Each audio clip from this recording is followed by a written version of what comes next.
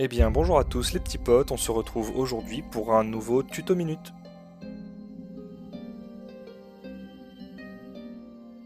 Dans cette vidéo, nous allons aborder l'équipement, comment l'obtenir et surtout comment l'améliorer. Même si le thème semble intuitif pour la plupart des joueurs, il me semble important de l'aborder pour les novices du genre des MMO, en particulier du genre de Lost Ark. Dans Lost Ark, l'équipement est composé du casque, des épaules, du torse, des jambes, des gants et de l'arme. Ces pièces déterminent votre niveau d'équipement, dit e-level. Pour obtenir les différents niveaux d'équipement, il faudra partir en donjon du chaos. Je vous conseille d'aller regarder la vidéo que j'ai faite à ce sujet pour ne pas être perdu, le lien sera dans la description. Une fois votre équipement obtenu, il ne vous restera plus qu'à vous diriger vers l'affineur. Son icône est en forme de marteau et se trouve dans toutes les villes du jeu. Pour l'équipement de palier 1, l'affineur vous permettra d'augmenter jusqu'à 20 fois par tranche de 20 points le niveau d'équipement de chacune de vos pièces. Il en sera de même pour le palier 2. Cependant, le palier 3 sera un petit peu plus complexe et l'évolution sera moins importante. Parlons maintenant des matériaux d'affinage. Ces matériaux seront variables selon le palier d'équipement que vous souhaitez faire évoluer. Pour le palier 1, on vous demandera des fragments de pierres de gardien et des pierres de bon harmonieuses.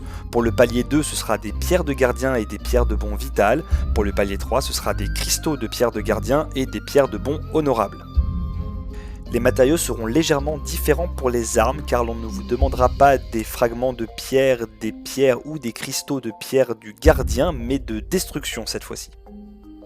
Tous les matériaux d'affinage sont obtenables dans certaines activités HL comme les donjons du chaos, en démantelant les équipements obtenus en doublon et chez certains marchands.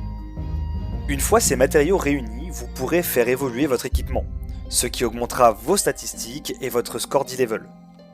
Plus votre e-level sera haut, plus vous pourrez participer à de nouvelles activités, de nouveaux donjons du chaos, de nouveaux donjons des abysses, de nouveaux cubes et ainsi de suite. Durant l'affinage, il faudra faire attention à certaines notions. À partir d'un certain niveau d'amélioration, vous n'aurez plus 100% de chance de réussir votre affinage. Pour compenser la diminution de réussite, vous pourrez utiliser jusqu'à 20 souffles d'étoiles pour le palier 1 et souffles de lune pour le palier 2, ce qui augmentera de 20% vos chances de réussir. Pour le palier 2 d'équipement et sous certaines conditions, vous pourrez utiliser des livres de métallurgie ou de couture qui augmenteront également votre taux de réussite d'affinage. Attaquons-nous maintenant au transfert d'équipement.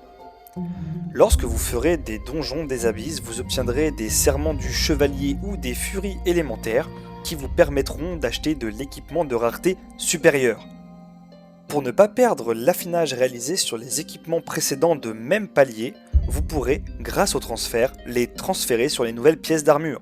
Ici, pas de pourcentage de réussite, moyennant des pièces d'argent, le transfert sera effectué.